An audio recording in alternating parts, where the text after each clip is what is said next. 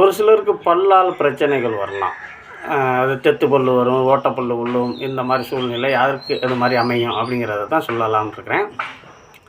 6ஆம் இடத்து அதிபதியோட ராகுவோ கேதுவோ கூடி 2ஆம் இடத்துல இருந்தாலும், 2ஆம் இடத்து அதிபதி ராகு கேதுகளோ கூடி 6இல் இருந்தாலும் பல் நோயால் அவதிப்படுவார். தெத்து பல் இருக்கும், ஓட்டப்பல் விழும், உள்ள பொக்க பல் மாதிரி வந்துடும்.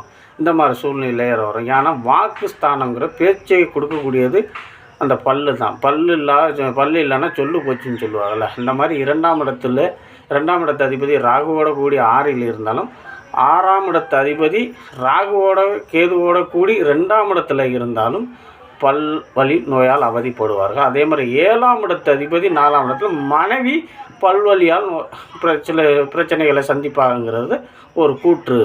இது கொஞ்சம் பாருங்கள். இது மாதிரி இருந்துச்சுன்னா, அமைப்பு இருந்துச்சுன்னா நீங்கள் சொல்லுங்கள்.